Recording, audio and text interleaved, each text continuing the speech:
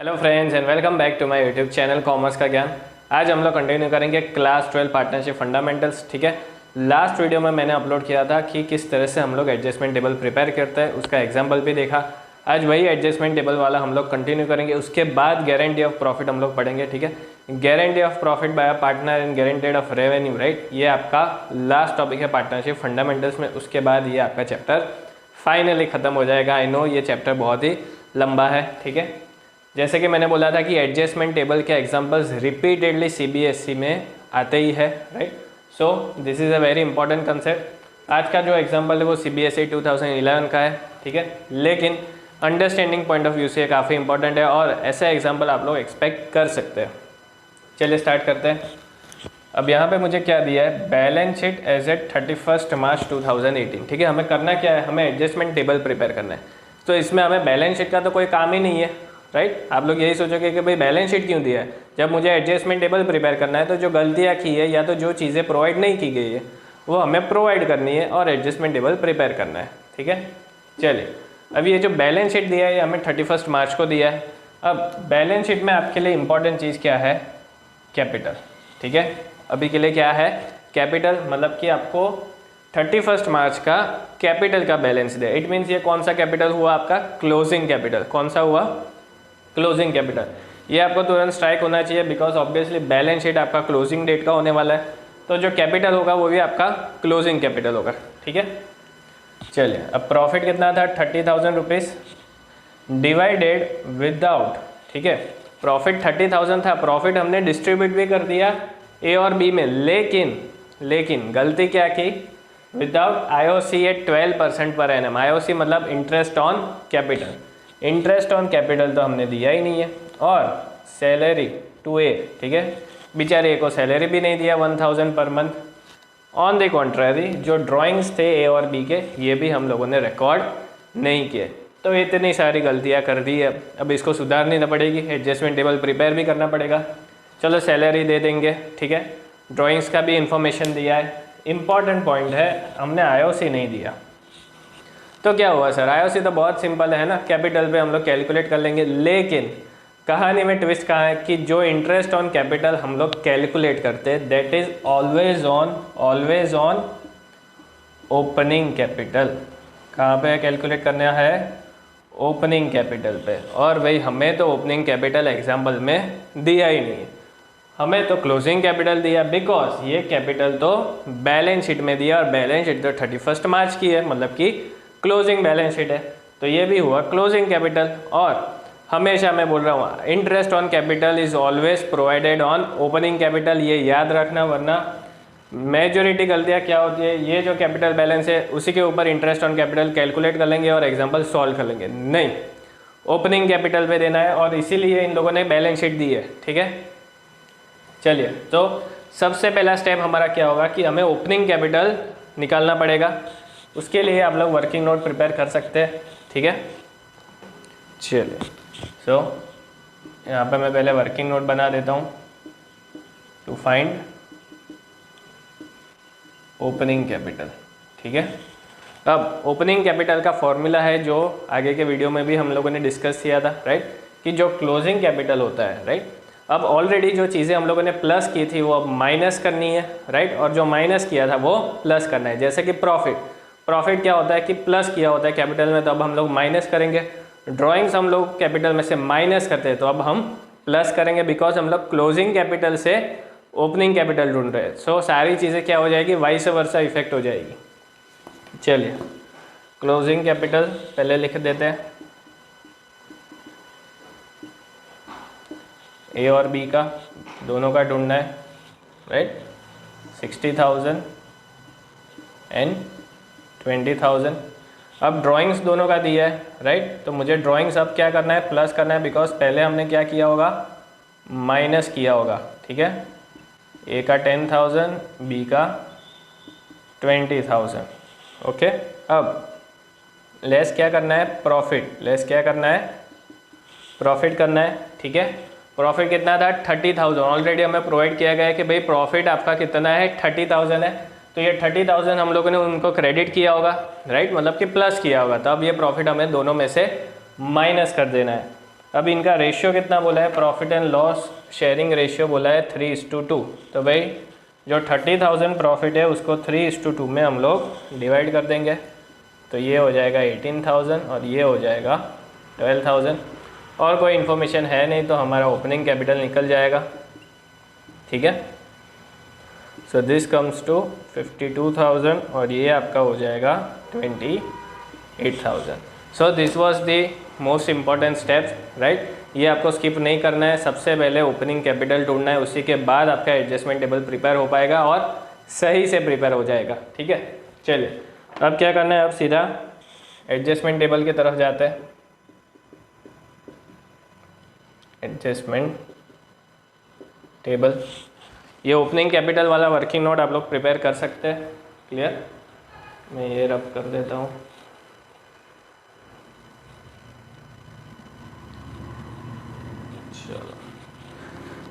चलिए अब adjustment table prepare करेंगे। सबसे पहला फॉर्मेट प्रिपेयर कर लेते हैं, ठीक है। पर्टिकुलर्स दो ही पार्टनर है तो A is capital, B is capital, ठीक है। डेबिट क्रेडिट, डेबिट क्रेडिट, जितने पार्टनर्स हो उतने कॉलम बनाना है और सब में डेबिट क्रेडिट लिखना है आपको। क्लियर। और लास्ट कॉलम हमेशा रहेगा फर्म का, फर्म में भी डेबिट और क्रेडिट। जैसे कि मैंने बोला था, फिर से रिपीट कर रहा हूँ कि जो फर्म का बैलेंस है, राइट, वो हमेशा इक्वल हो जाएगा। उनका डेबिट क्रेडिट हमेशा क्या हो जाएगा, इक्वल हो जाएगा, ठीक है। तो अगर वहाँ पे बैलेंस बच रहा है तो आपको समझ लेना है कि भाई कोई गलती हो रही है एग्जाम्पल में। क्लियर। सो एडजस्टमेंट टेबल ऐसा है कि जिसका आंसर आप लोगों को पहले से पता होगा। सो अब सबसे पहला इंटरेस्ट ऑन कैपिटल प्रोवाइड नहीं किया था, इंटरेस्ट ऑन कैपिटल प्रोवाइड करेंगे, ठीक है। ए का कैपिटल कितना आ रहा था, 52,000। तो 52,000 में 12% अपने को प्रोवाइड करना है। अब इंटरेस्ट ऑन कैपिटल पार्टनर्स के लिए क्या है, इनकम है। सो इनकम्स आर ऑलवेज क्रेडिटेड। तो आईओसी हमेशा पार्टनर्स में क्या करना है, क्रेडिट करना है, ठीक है। ये अमाउंट होगा 6240।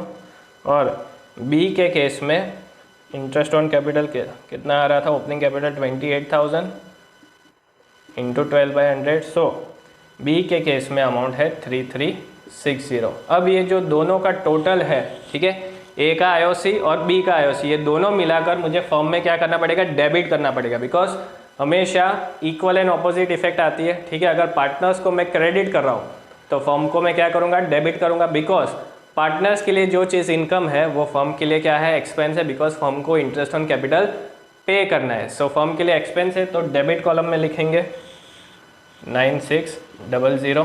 सो आईओसी वाला एडजस्टमेंट हो गया। Salary to a 1000 PM per month. ये अच्छे से पढ़ लेना। एग्जाम्पल में लोग बहुत ही जल्दबाजी में क्या करेंगे, पर मंथ पर एनम देखेंगे नहीं, सीधा 1000 लिख देंगे, ठीक है। So make sure you read properly, ठीक है। सो 1000 पर मंथ है। सैलरी सिर्फ ए को है तो ए के कॉलम में लिखना है क्रेडिट साइड, बिकॉज ए के लिए इनकम है। सो 12,000, 1000 इंटू 12 फर्म के लिए एक्सपेंस है तो वापस से डेबिट कर देंगे, ठीक है।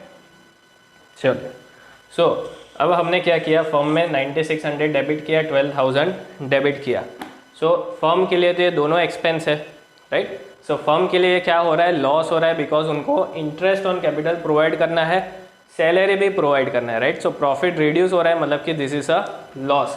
तो इन दोनों का जो टोटल अमाउंट है दैट इज 21,600। यह फर्म में क्या होगा, क्रेडिट होगा। बिकॉज पार्टनर्स के लिए क्या हो जाएगा, लॉस।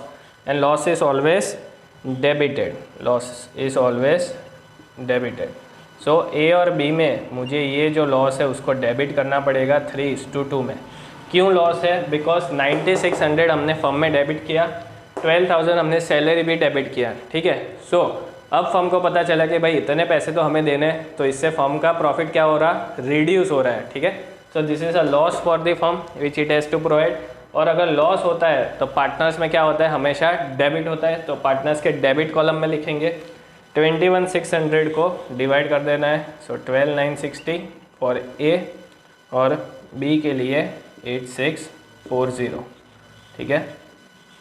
8640 सिंपली टोटल कर देना है डेबिट क्रेडिट कॉलम का, ये तो 21,600 जैसे कि मैंने बोला था कि फर्म का बैलेंस हमेशा क्या होना चाहिए, इक्वल होना चाहिए।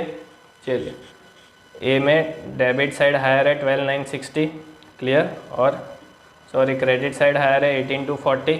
सो क्रेडिट साइड हायर है, डेबिट साइड लोअर है, सो बैलेंस कितना आएगा 5280, लेकिन नेचर क्या होगा उसका, क्रेडिट, बिकॉज जो साइड हायर होता है वही उसका नेचर कहलाता है, right. So credit side is higher, so 5280 is having credit balance clear. वैसे बी में 8640 और 3360, ठीक है। बी में डेबिट साइड हायर है तो पहले नेचर लिख देते कि भाई डेबिट है, ठीक है, जो भी आंसर आएगा होगा डेबिट क्लियर। सो ए को क्रेडिट करे, बी को डेबिट करे। अब क्या करना है, सिंपल आपको जर्नल एंट्री पास करनी है। जर्नल एंट्री क्या हो जाएगी, B is capital account debit because उसका डेबिट बैलेंस आ रहा है, टू इज कैपिटल अकाउंट कितना आ रहा है 5280। डेबिट क्रेडिट का टोटल हमेशा आपका इक्वल आएगा, ठीक है। डेबिट क्रेडिट का टोटल हमेशा आपका क्या आएगा, इक्वल आएगा क्लियर। अगर 3 पार्टनर है तो भी हमेशा डेबिट क्रेडिट जो जर्नल एंट्री आप लोग पास करोगे, this is known as the adjustment entry which we pass, right. So ये एडजस्टमेंट एंट्री के लिए आपको क्या करना है, एडजस्टमेंट टेबल प्रिपेयर करना है, ठीक है। और मेन इंपॉर्टेंट पॉइंट क्या था कि अगर आपको क्लोजिंग कैपिटल दिया है और इंटरेस्ट ऑन कैपिटल कैलकुलेट नहीं किया तो सबसे पहले आपको ओपनिंग कैपिटल कैलकुलेट करना है, उस पर इंटरेस्ट ऑन कैपिटल प्रोवाइड करना है, उसके बाद आपको ये एग्जांपल सॉल्व करना है, ठीक है। सो पास्ट में सीबीएसई ने ये सारे क्वेश्चंस ऑलरेडी पूछे हुए हैं, so this are all important questions, आप लोग ये नोट कर सकते हैं।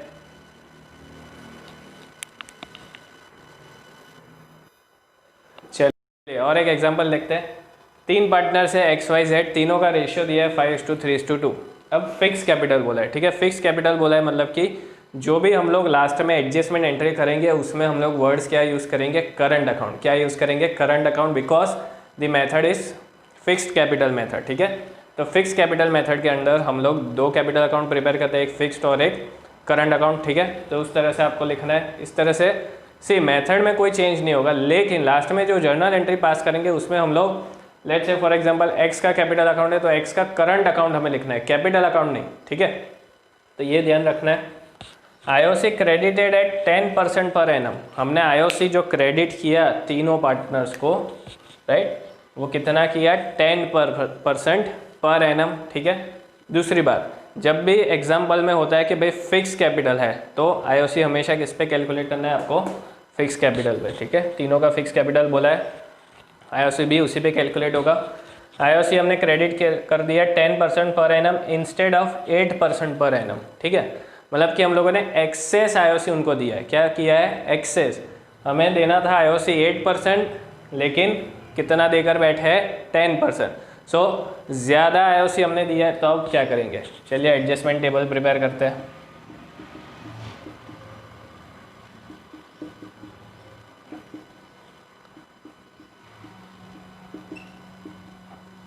एग्ज़ाम में और एक चीज़ ध्यान रखना कि आपका जो भी फॉर्मेट है वो बहुत ही नीट एंड क्लीन होना चाहिए। आपका प्रेजेंटेशन बहुत ही ज़्यादा मैटर करता है 12th में, ठीक है, चाहे कोई भी स्टैंडर्ड हो। 11 12 में ये नहीं बोला, लेकिन प्रेजेंटेशन ऑलवेज मैटर्स। तो आपका प्रेजेंटेशन अगर नीट एंड क्लीन है तो सामने वाले को, एग्जामिनर को चेक करने में भी अच्छा लगेगा, तो अच्छे चांसेस है कि मार्क्स अच्छे देगा, ठीक है। सो प्रेजेंटेशन ऑलवेज मैटर्स। चलिए करंट अकाउंट, ठीक है, तीनों में करंट अकाउंट लिखना है, डेबिट क्रेडिट, सॉरी डेबिट, मेरा ही प्रेजेंटेशन, और जेड का debit credit, and last is firm, firm में भी डेबिट और क्रेडिट, ठीक है। चलिए स्टार्ट करते हैं एग्जाम्पल।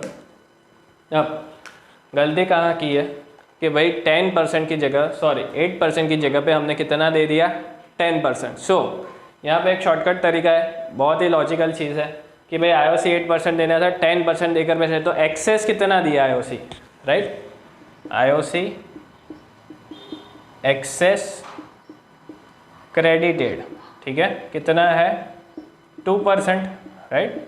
हमने एक्सेस आईओसी उन लोगों को कितना क्रेडिट किया 2%। ये हमारी गलती है, अब ये गलती को हमें सुधारना है, ठीक है। तो आईओसी जब हमने एक्सेस उनको दिया होगा तब हमने पार्टनर्स को क्या किया होगा, क्रेडिट किया होगा, बिकॉज उनके लिए इनकम है, और फर्म को हमने डेबिट किया होगा बिकॉज फर्म के लिए एक्सपेंस है।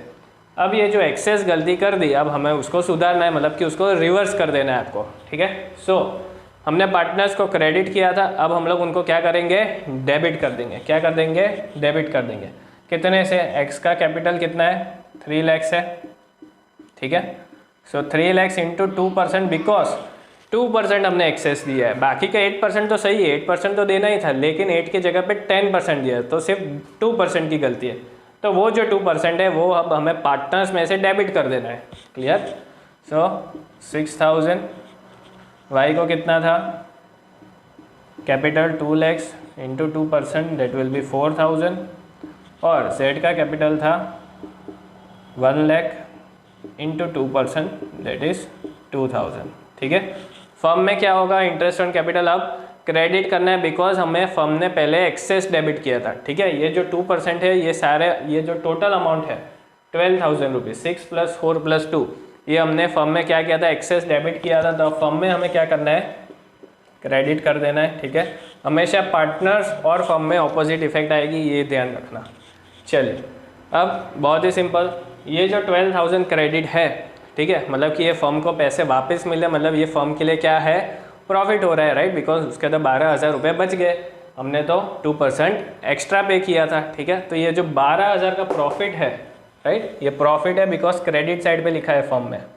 अगर डेबिट साइड पे लिखा होता तो वो लॉस होता है, जो हमने प्रीवियस एग्जांपल में देखा। तो ये अब प्रॉफिट क्या करना है, प्रॉफिट टू बी डिस्ट्रीब्यूटेड, ठीक है। ये प्रॉफिट क्या करेंगे हम लोग, डिस्ट्रीब्यूट करेंगे, क्लियर। सो पार्टनर्स को क्या करेंगे, क्रेडिट करेंगे। पार्टनर्स को क्या करेंगे हम लोग, क्रेडिट करेंगे 5:3:2 में, because profit is credited to partners capital account, ठीक है। तो ये जो 12,000 का प्रॉफिट है, अब ये हम लोग फॉर्म में क्या लिखेंगे, डेबिट साइड पे लिखेंगे और पार्टनर्स में डिस्ट्रीब्यूट कर देंगे। 12,000 इंटू 5/10, क्लियर, 6,000।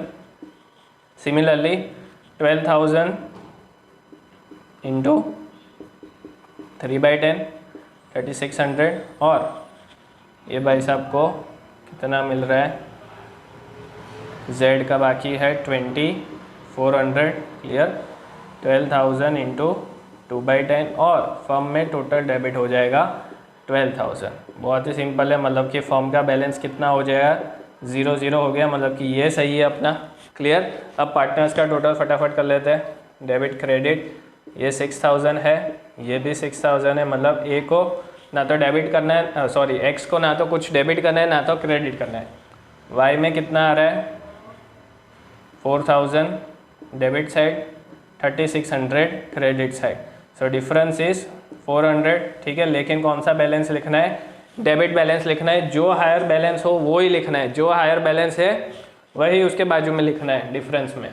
चलो, जेड में 2000 डेबिट, 2400 क्रेडिट, सो क्रेडिट नेचर होगा कितना है, 400, क्लियर। सो इस तरह से आप लोग एडजस्टमेंट टेबल प्रिपेयर करेंगे। अब फटाफट से जर्नल एंट्री कर देते हैं, ठीक है। डेबिट किसको किया, वाई को, सो वाइज करंट अकाउंट, मैंने बोला था करंट अकाउंट लिखना है, टू जेड्स करंट अकाउंट। करंट अकाउंट क्यों लिखा, बिकॉज हम लोग फिक्स कैपिटल मेथड यूज़ कर रहे हैं, फिक्स कैपिटल मेथड यूज़ कर रहे हैं, ठीक है। फ्लक्चुएटिंग होता तो वाइज कैपिटल अकाउंट टू जेड्स कैपिटल अकाउंट लिखते, लेकिन फिक्स कैपिटल मेथड है, इसलिए हम लोगों ने वाइज करंट अकाउंट टू जेड्स करंट अकाउंट लिखा, ठीक है। ये छोटी छोटी चीज़ें, लेकिन ये आपको क्लियर होनी चाहिए, बिकॉज इससे आपका जो आंसर है वो काफ़ी चेंज हो जाएगा, राइट। सो ये जो माइनर डिटेल्स है ये आपको डेफिनेटली पता होनी चाहिए कि भाई क्यों कैपिटल अकाउंट लिख रहे हैं, क्यों करंट अकाउंट लिख रहे हैं, राइट। ये बेसिक फंडामेंटल्स तो आपके डेफिनेटली क्लियर होने ही चाहिए, और अगर नहीं है तो डेफिनेटली आप लोग कॉमर्स का ज्ञान सब्सक्राइब करें और वीडियो को लाइक और शेयर ज़रूर करें, और कमेंट बहुत ही कम आ रही है, सो प्लीज़ कमेंट ज़रूर करना। Till then, thank you.